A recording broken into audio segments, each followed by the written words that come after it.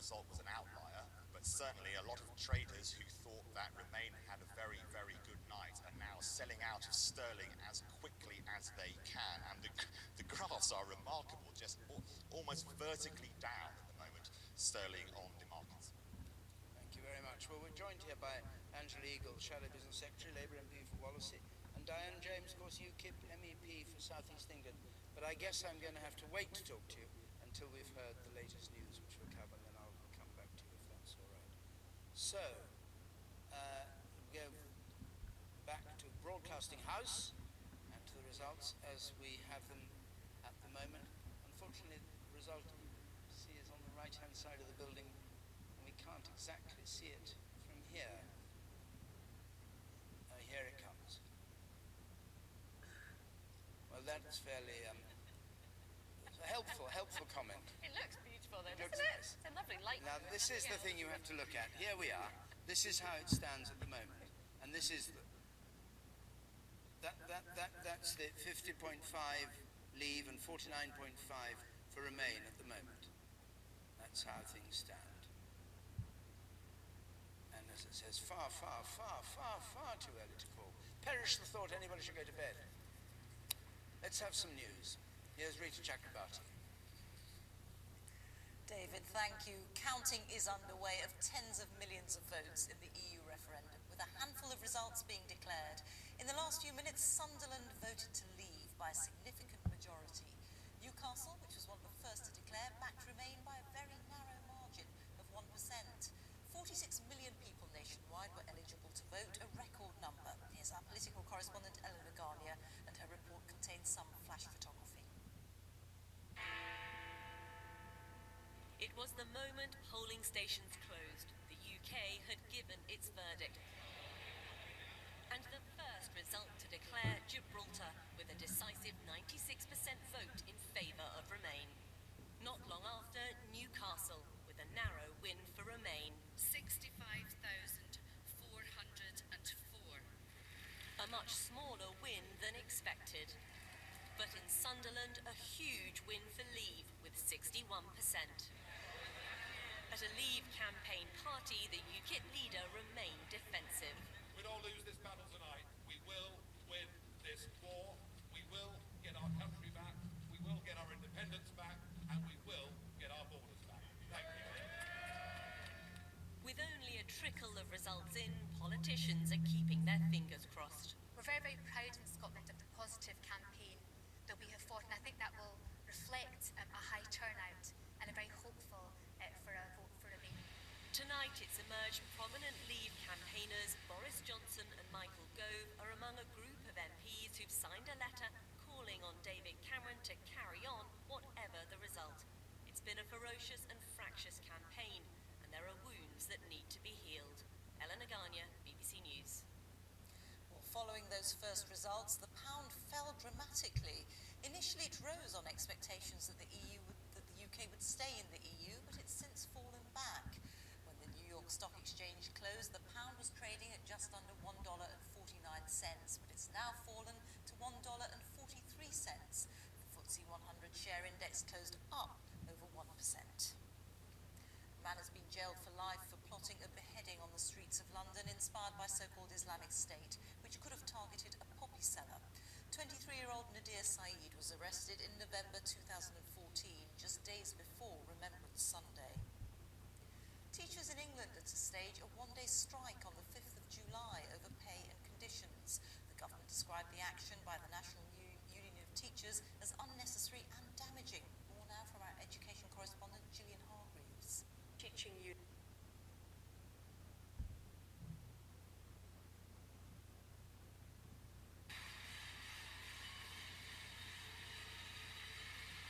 What the fuck is this?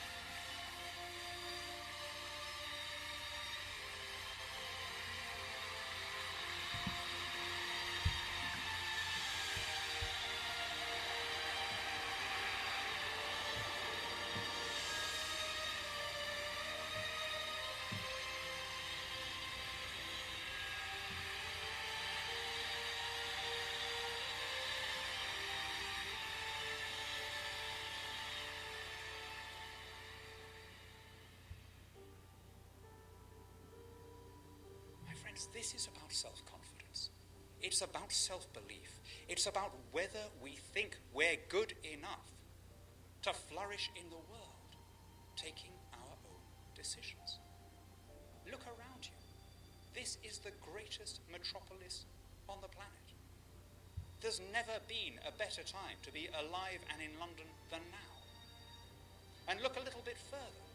This is a blessed country, never more so than in this season. Thick and rank and green with May. The larks and the linnets singing in the high places, the season pulsing around us. Our story is not yet told. We still have more to give.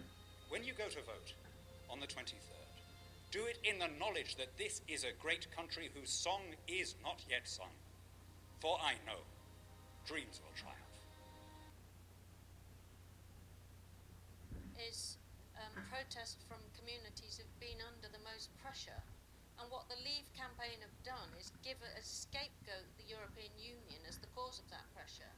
Whereas actually the cause of a lot of that pressure is the cuts and the conservative policies which have put the most pressure on the most vulnerable communities. And I think that if Leave wins, they will have been successful at getting people who are under enormous pressure in their own communities to blame the European Union as a scapegoat rather than blame the national Conservative government, which is what they should be doing. So, Diane James, you've conned them if they vote to leave.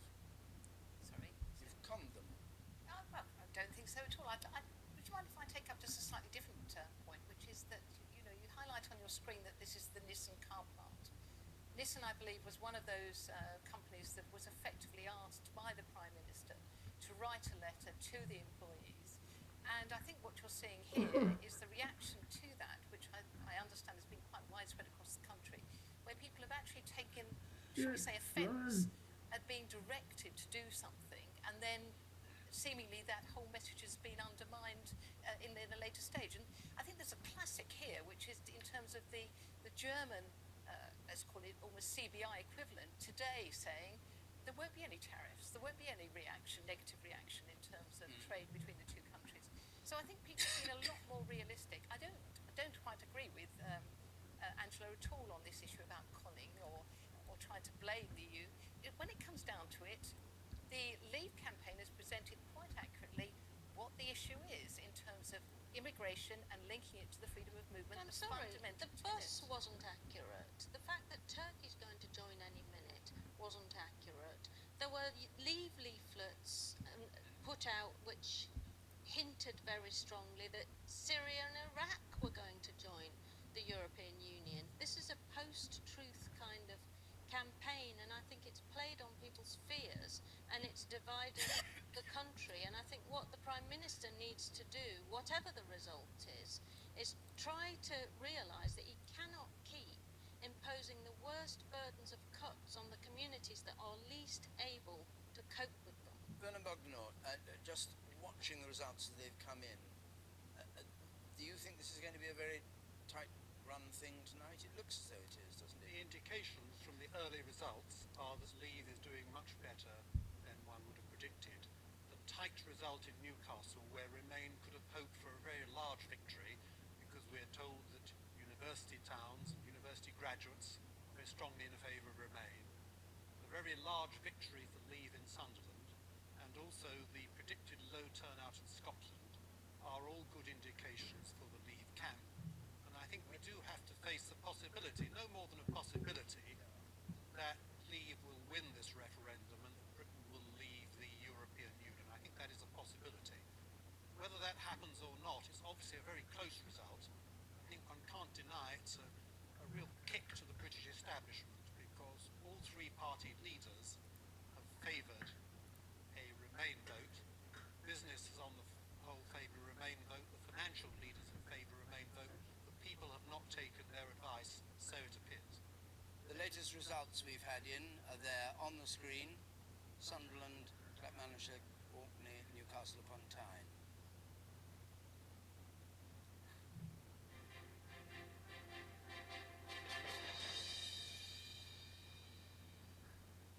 We go now to North Warwickshire and join Sian Eschek in North Warwickshire. Sian, good evening. have for us from there? Good evening, David. Evening. Well, within the last few moments, Result. I've spoken with the Leave campaigner here who's been wandering around with his clipboard and pen. The story that appears to be emerging here in North Warwickshire is that the Leave vote is much stronger than expected. In fact, he's just upgraded his estimate. He believes, and it's certainly not official yet, that the split is 70-30 in favour of Leave. I've been talking to the Conservative MP here, Craig Tracy, and he has been just having a chat with his counterparts up the road who've also been campaigning to Leave over in Nuneaton and Bedworth. The estimates there, he says, are as high as 80-20 in favour of Leave. Now, the count here in the hall is going very swiftly. We expect a result within the hour by about 1:30. I've also been speaking to Mike O'Brien, the former Labour MP who held this seat here a number of years ago. He's been desperately campaigning to remain, but he shrugged his shoulders earlier on when having a chat with me and saying, hey, it was always going to be an uphill task trying to convert people who want to leave to vote Remain. Sean Greschek, thanks very much. Let's join Luke Walton in Hartlepool. Luke, good evening.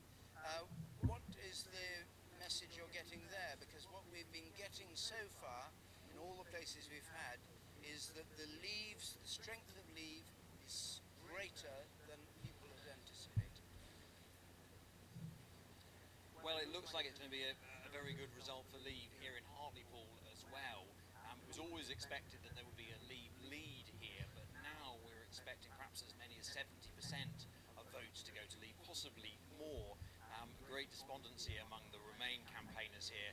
Leave very buoyant. It's always going to be a fairly happy hunting ground for Leave because UKIP are strong here. They came a close second in the general election. They've been picking up council seats.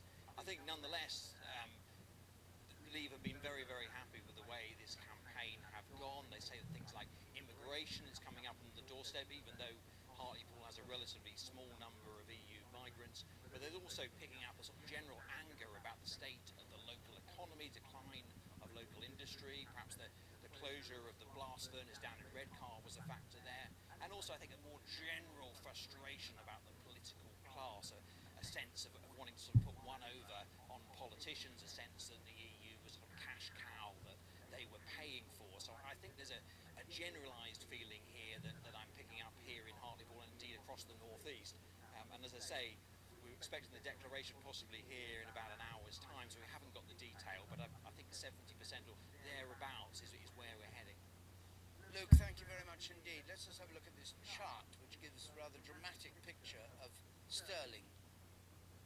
And I suspect it may have gone down a bit since then, but that is the fall in sterling as the result on the basis of the few results we've had. Sunderland, Newcastle, there's really those two. And what we've been hearing from North Warwickshire, I suspect, won't have done much good for sterling or from Nuneaton. Just one thing that's just reached me, an expectation that in Lewisham, London Borough, Remain might have it by as much as 83% for Remain. That contrasted what we've just heard from North Warwickshire of 80-20 to Leave. Now it may be, and it's very early, but it may be we end up with a pattern, London versus the rest of the country. Right, Emily, in which case London will declare you independent. Maybe London goes off and becomes its own country. Yes, the rest of us go off in people a have different direction. people have quite seriously talked about London being such a powerhouse that it itself, I don't know where they get this from, but it itself feels that it shouldn't be bound by what the rest of the country thinks or wants. Well, perhaps as Professor Bogdanor was suggesting, this, whatever the final result is, whether it is a result, the closeness, even the closeness of this would suggest that it's a big kick in the teeth to the establishment, which is of course business politics nearly all based in London, and maybe that's part of the problem. We've had a result from Foyle in Northern Ireland, and these results will all be added together before we get a formal Northern Irish result. We'll just have a look at it. Leave 8,900 and Remain 32,000. Strong nationalist area where we would have expected that. Let's join Emily again. Emily. David, thanks, and I think we can speak to Ed Miliband, the former Labour leader who's standing by. Ed Miliband, thanks for joining us. Your thoughts on the Sunderland result? Was that a shock? Well, look, I think it is early, but I think what we're seeing in some Labour areas is two things going on. There's concern about immigration, and then there is just the wider concern about the direction of the country. You know, knocking on doors in my own constituency today, and I don't know what the result will be there yet, obviously. lots of people in this referendum are concerned about immigration, but they're raising a whole set of issues about the NHS, about their kids' life chances, and a whole set of things. And, you know, we've said throughout this campaign, this isn't a referendum on David Cameron. For some people, they are expressing unhappiness with the government as well as issues in Europe. But it's early days, and, you know, who knows where we're going to end up. It does suggest, though, doesn't it, that the Labour-Remain line has really not won well with Labour voters in the North East. Well, as you say, that we've got results from some parts of the North East, and it's early. I think all of the polls, and who knows whether the polls are right, but all of the polls indicate that Labour voters will vote, perhaps by a substantial margin, for us to remain in the European Union, while Conservative voters will vote for us to leave. So I think we have to remember the context for this. But look, there are, of course, lessons, whatever the result of this. There'll be lessons that have to be learned by the Labour Party, but not just on the issue of immigration, a whole wider set of things for the Labour Party, but also for the government, you know, about what people are saying about the state of the country, about their unhappiness about some of the things that are happening in the country, about the sense of pain and anger that there is out there, some of which is being expressed in this referendum. I wonder what you make of Jeremy Corbyn's remarks just last Sunday that there should be no top cap on immigration. He appeared to play well with Labour in parts of the North East, but do you think that was a mistake? No, I think you can't start saying it's because of one individual remark. Look, I think Jeremy's centre of gravity on Europe, which is to have kind of scepticism about some parts of the European project and the way it's been executed, but overall to be for Remain, I think that's where a lot of people are, actually. So I don't think it's to do with that. I think there are a deep set of issues here that have been building for a long time. And as I say, a lot of this is about people thinking we're unhappy with the state of the country, we're unhappy with the direction it's going in, and inevitably a referendum becomes about the specific issue, and of course it is about that, but also about a much wider set of things. If your own backyard, if Doncaster votes for Leave, what will that tell you?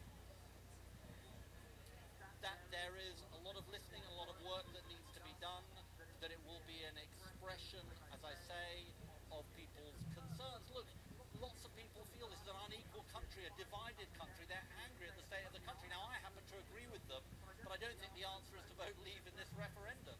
But I think, never mind for the Labour Party, of course for the Labour Party, but for all of politics, in particular for the government, if this is a Remain vote, I really hope David Cameron recognises the anger and the division and the pain that there is in lots of parts of our country about what is happening, and I hope he tries to address that, because inequality and the division there is a big part of this result, whichever way it goes. But what about the tone of the campaign? There were people that our reporters were speaking to saying they were very much for Remain until they heard the bullying sense from, for example, the Chancellor and his threats of an austerity budget. Would you have wished those parts of the campaign hadn't been run the way they were?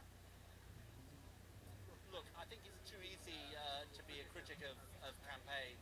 I think inevitably, when you're arguing for the status quo, as the Remain side were, at least that part of it led by the Conservatives, inevitably there ends up being kind of warnings about leaving, and I think a lot of those warnings were right. I think, you know, a positive message, more of a positive message, was always something the Labour Party was trying to get across, not just remaining in the EU, but also reforming the EU in various ways. But I think it's too easy to criticise campaigns. There's deep anger out there, and some of that is being expressed in the way people have voted. Ed Miliband, thank you very much indeed, the former Labour leader. Back to you, David. Isles of Scilly, the result has been declared. Not very many votes here, but nevertheless 621,803, the smallest of all the counting areas. The Isles of Scilly, and 44% Leave, 56% Remain. And we're waiting for Swindon, which I think we may get. And again, I stress, these are not constituencies, obviously, we're just gradually accumulating numbers. But Diane James, if it goes the way that it may go now, towards a narrow victory for Leave, what would the next steps be, in your view? Well, I would hope that David Cameron, given that he's already had this letter from a number of his MPs, will surprise some people for me to say that. But he has at least undertaken this referendum, something that the country has wanted for a long, long time.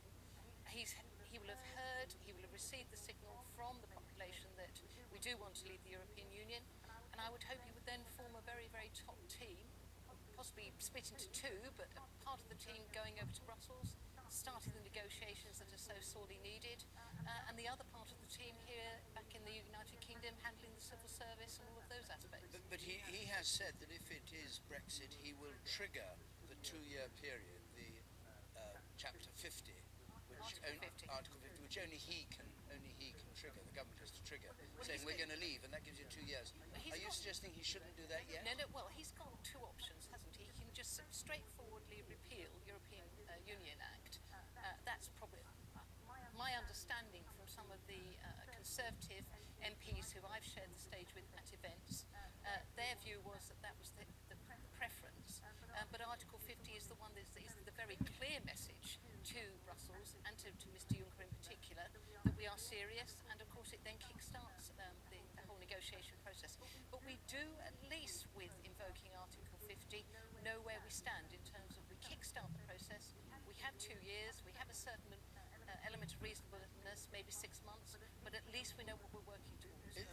Werner Bogno, we're waiting for Swindon to come in. I may interrupt you when it does come in, but it seems there are a number of options actually if it were to go for leave. The only legal and constitutional option is laid down by the European Union. The Article 50 procedure. David Cameron tells the European Council of the British voters' decision. They're meeting next week. Some people have said that should be delayed, but he's an honourable man. He will accept defeat. He said he will do this as rapidly as possible. But there is a much larger question here, that if there is a vote to leave, and of course it's far too early to predict that, he'll have been given instructions by the British people to do something he doesn't want to do. Would he be the best person to negotiate Britain's exit from the European Union? As counting officer for the Swindon voting area at the referendum held on the 23rd of June 2016 under the European Union Referendum Act 2015, and having been authorised to do so by the regional counting officer, I hereby give notice that I have certified the following. The total number of ballot papers counted was 113,060.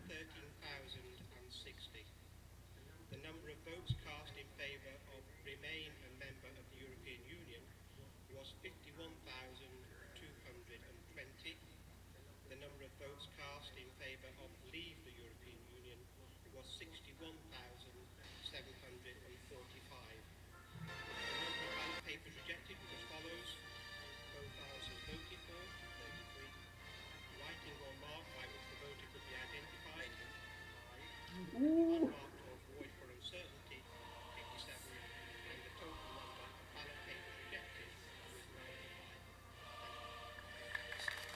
Swindon 61,745, leave 51,220 remain. You can read that on the screen there.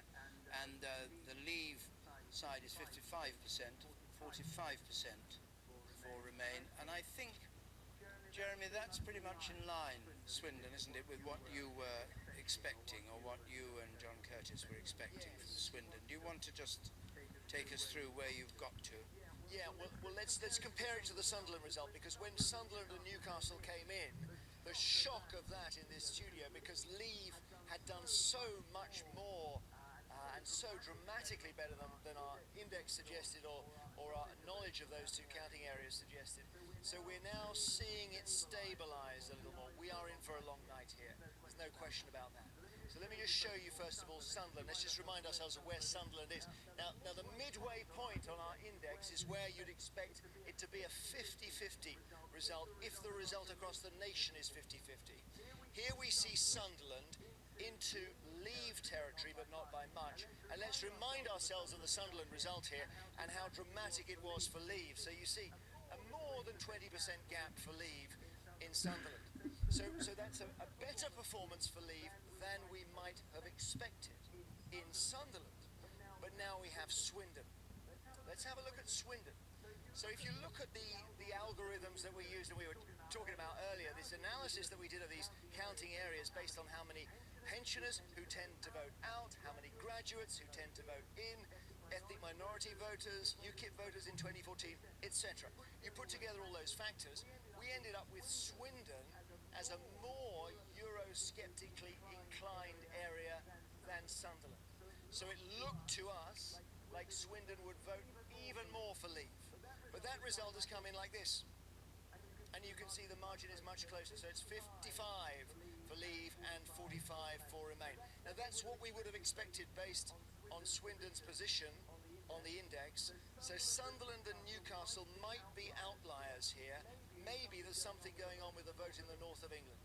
But it's all getting very, very interesting on our board, and there's no way of even starting to call it, David. We have a result in from Broxbourne. This is our first home counties result, Broxbourne in Hertfordshire. UKIP had some success in the local elections, and this is the result in Broxbourne. 33,700, Leave, 17,000 Remain, that's 66% for Leave and 34% for Remain. 800 of these. And we're joined now by Nick Robinson, who suddenly turned up on his way. Nick, what are you doing tonight? You're going from north to south through the night, is that right? We started in Edinburgh, David, at the polling station there in the middle of the evening, been to Newcastle, here in Sunderland, on my way to Leeds any second, then to Peterborough, trying to see and to paint a picture of a divided nation, because I think what is so striking about what we're seeing tonight is a divided nation, divided by nations themselves, Scotland v England, of course, divided by region, divided by class, divided by educational background. I think these results suggest, as Jeremy was just saying, that that is what's going on here in Sunderland, and may help explain a little bit of what Jeremy was saying about the difference between results here in the northeast and in Swindon there in the south, is that I was hearing from people on the Leave and the Remain camps here. There are people in this town who have not voted in this city, not voted since 1980. It's 8 o'clock. Not voted, in other words, since the days of Margaret Thatcher, who came out, as they put it, and this was people on both sides, to kick the establishment. People who left their houses for the first time to vote. They wanted to kick not just Brussels, they wanted to kick David Cameron, they wanted to kick the establishment, I was told, they wanted to kick the bankers, they pretty much wanted to kick anybody they could, and they believed that voting Leave was the way to do that. What's your view of the way that it's gone so far? Well, what intrigues me is whether this becomes a pattern, or what we actually see is the mounting up of votes in working class areas where there's a revolt against the establishment for Leave, but equally a mounting up of votes for Remain in urban metropolitan areas with a younger demographic. That's why I think it's much too early to tell whether this Sunderland result, that early sign in Newcastle as well, is giving us a national picture, or merely suggesting that this great gulf between the different voters is even greater than we realised. That, in other words, I was hearing from a whole series of senior Labour figures that in recent days votes had hardened up amongst what you might call rather patronisingly Guardian readers, metropolitan, liberal, younger, professional classes, people in the public sector, had hardened up for Remain. Now, we may not see that until we see the vote in those urban areas later on, but when you're seeing votes in the smaller towns, the towns that are often described by psephologists, as the left behind, people with high working class populations, what you're seeing there instead is in fact a mounting up of votes for Leave, because they want to kick someone, and the opportunity to do it was to vote against the establishment and to vote for Leave. Where are you going to pop up next, Nick? Leeds is my next stop. Look forward to seeing you. A couple of hours from now. Thank you very much. See you there.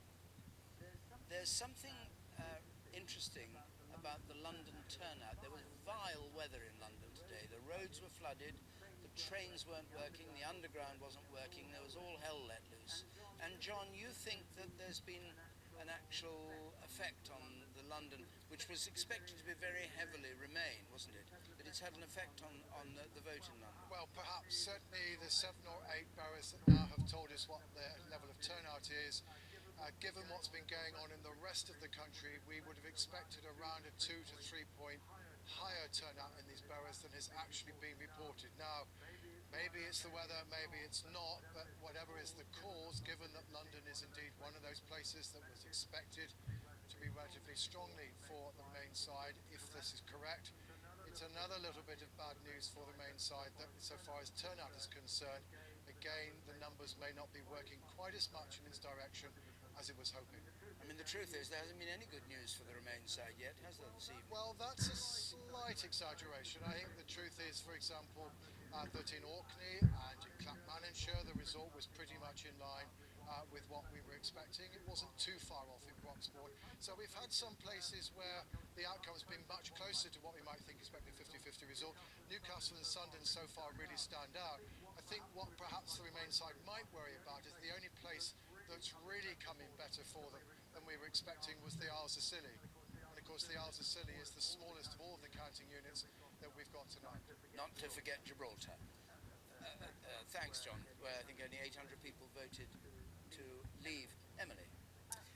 We're here with Tim Montgomery and Alistair Campbell again. Tim, what are your team captains saying after results in Sunderland and Swindon all looking very positive for Leave?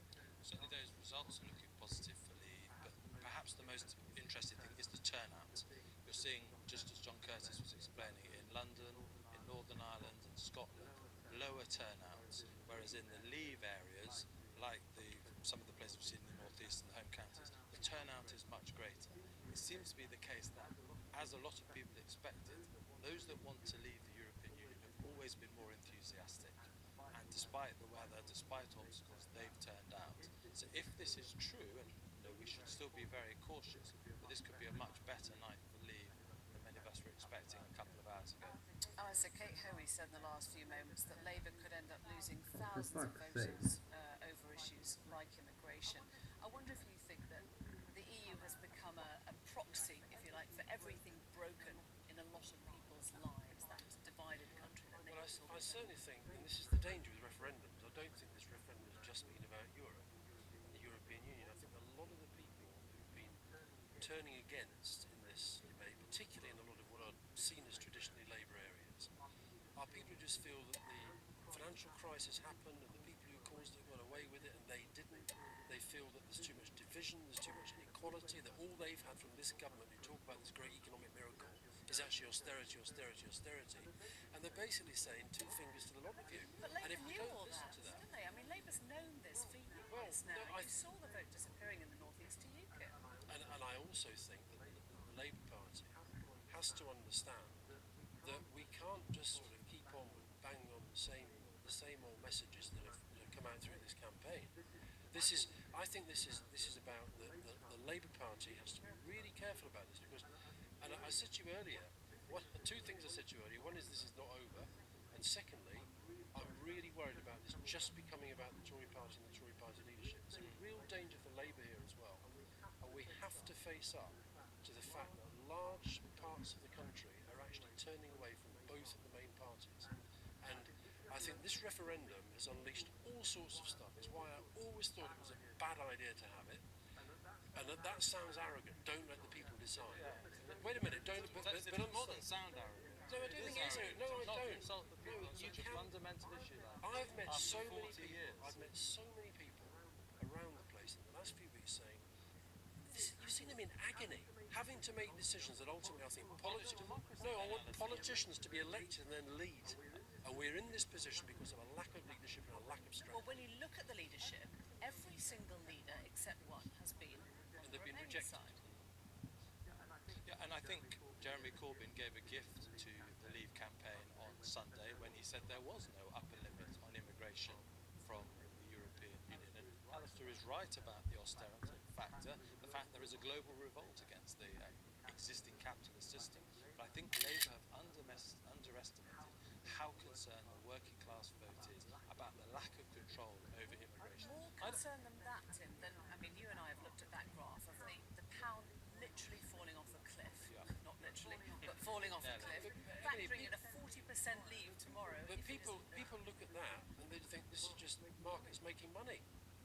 So, we've given this kind of, the bookies and the markets have been telling us what's going to happen. So the economic argument actually never got through. No, the economic argument I think did get through. But for a lot of these people, talking about we're going to lose this great economic success that we've got, but they're not feeling that economic success now.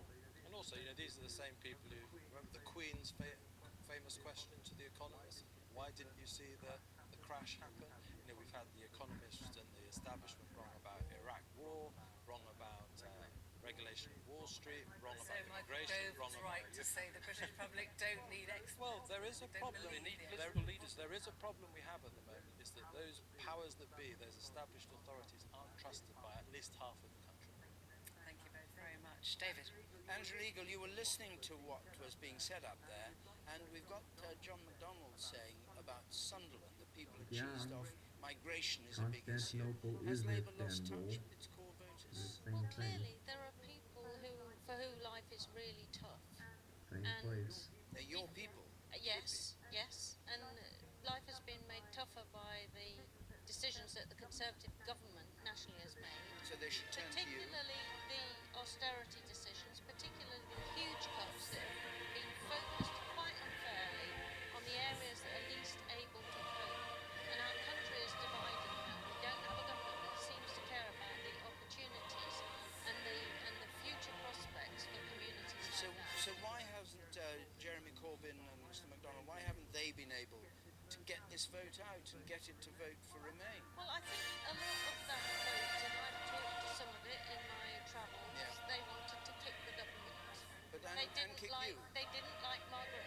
They didn't like what the government are doing. They wanted to get rid of the Prime Minister, and they saw this as a way of doing it. And we've had discussions all the way through this campaign about whether kicking the government in this way was the right thing to do, because it's more likely to cause a recession. And we've seen what's happening with the pound, and they will be the first to suffer, especially with the Conservative government. You failed with your argument. We have not been able to get through to all of our supporters, of course, but I think you'll probably find that there's a majority of Labour supporters, when all of this is added up, that have voted to Remain.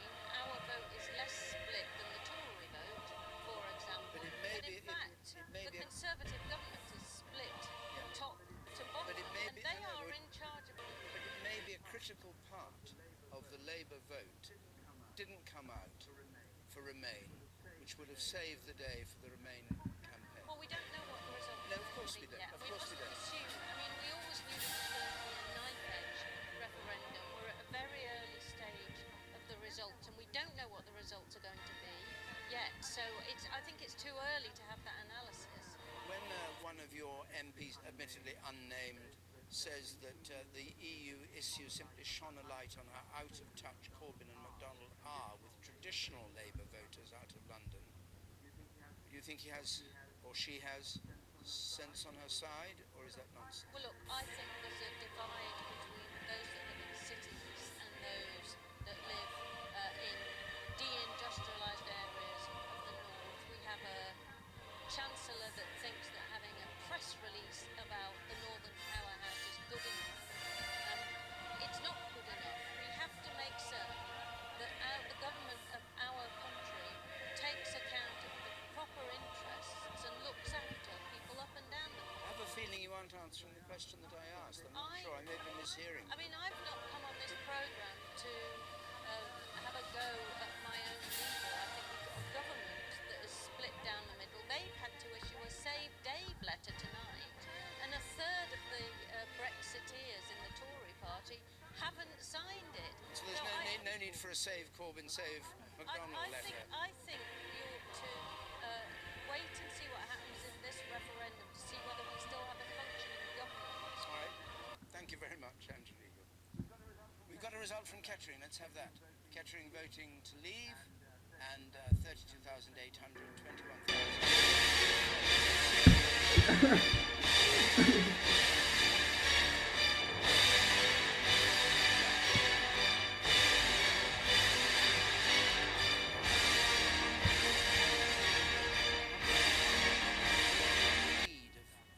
18,778. Let's join Clive Myrie. Clive, what have you got from Basildon? Yeah, I mean, we're expecting the final result here in the next 20 minutes or so. They're a little bit behind, but I was talking to the leader of the Borough Council here, who's from the Conservative Party, and they're looking pretty forlorn, it has to be said. It looks like a pretty resounding win for the Leave campaign. We did expect that. The polls leading up to the referendum today suggested that it could be anything from 70 to 80%. The feeling seems to be around about 70%.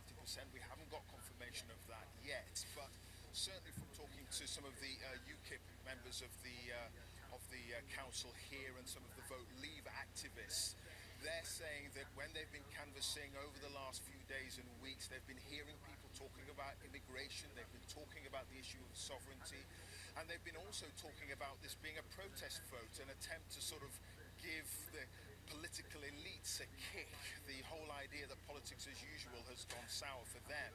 And for those people in this area, working class, white, who have, seen their jobs disappear, who have certain issues and problems. UKIP and the Vote Leave campaign say they've been able to tap into that resentment, and that's being borne out as a result in the result this evening. So as I say, in about 15-20 minutes time, we'll get the official count, but it's looking something like 70% for Leave. Thank you very much indeed. Let's have a look at the results we have had in, again, on our sliding scale there, Jeremy. Yes, here we are with our index, 382 counting areas. We've ordered them based on our analysis from the most inclined to leave, we think, to right over here, the most inclined to remain. And we've already had the surprises from Newcastle and Sunderland, which didn't really fit in with our index, but over time, it may well even out. Let's see. Let's look first of all at Kettering here. Let's find Kettering on our polling index, and you can see it's quite a way towards most Leave. You would expect quite a substantial vote for Leave in Kettering, and now we'll see the actual result here. Let's have a look. And it's 61% to Leave and 39% to Remain. It's maybe Leave's vote a tiny bit stronger in Kettering than we might have expected based on its position on our index, but nothing like the surprise of the strength of the Leave vote in Newcastle and Sunderland that we saw earlier. Still substantial margin there for Leave in Kettering. Now if we go to Broxbourne, I'll show you Broxbourne on the map here, just come with me, and you can see just here in Hertfordshire, north of London, that flashing blue meaning of course that Leave have taken Broxbourne, taken kind of parliamentary language, isn't it? Leave have come first in Broxbourne. Let's see by how much. Here they are. So this is Broxbourne on our index. Looks very Leaving, doesn't it? It looks very Eurosceptical. It's in the top 15 most inclined to Leave, according to our own analysis before the night began. What's actually happened? And here we have, what, a 32% gap. 66 to Leave, 34% to Remain. Again, that's just a bit more for Leave than we were expecting based on our own analysis, but not a sensation, not a shock there, pretty much where it stands on the board. Now the key thing to remember here is that unlike a Westminster election where you have all those constituencies that are roughly the same size in terms of numbers of voters, here constituencies of vastly different sizes. So just take a look. This is our proportional map here, and I'll bring up the stalks in the floor. Where the stalk is in a colour, it's the colour of the side that has won in that particular area. But the important thing really is the height of the stalks. So up here in Orkney, you've got a really, really short stalk because not many voters. These are the Newcastle and Sunderland results, and you can see just how many thousands of voters were involved. So when we hear from Birmingham at 3 or 4 in the morning, 700,000 eligible voters in Birmingham, that'll be the biggest stalk on the map throughout. So just worth remembering that when a counting area has a lot of voters in it, it really packs a punch. David, back to you. Thank you very much. We've got a result in from Shetland Islands, 5,300. Leave, 6,900 Remain. Small numbers here. 43% Leave, 57% Remain, but slightly less for Remain than we had anticipated. And West Dunbartonshire, 16,400, 26,794, and this is slightly better for Remain, a share of 38% and 62% there for Remain. So I'm joined now by Alex Salmond, the Scottish National Party MP for Gordon in the House of Commons, formerly the leader, David Davis, former Shadow Home Secretary, who's been fighting for leave all this time. All right, here we are at 1:15. Alexander, what do you make of it? Well, it's going to be nip and tuck. I'm astonished what you said about Shetland, incidentally, because Shetland was one of only 2 areas in Scotland way back in 1975 which voted 2-1 not to come out of the European community as it was then. The fact that Shetland has voted pretty decisively to remain actually is a very, very good result, as indeed the other results from Scotland have been. Can I just add one wee corrective to the programme? Let's talk about a low turnout in Scotland. Clackmannan, which is declared... I think I said low turnout. They said slightly lower than expected. Well, give me an example. Clackmannan, 67.5%. Good result for Remain in Scotland. Sunderland, a very good result for Leave in England, 65%. It doesn't stand up to much examination. Well, just explain.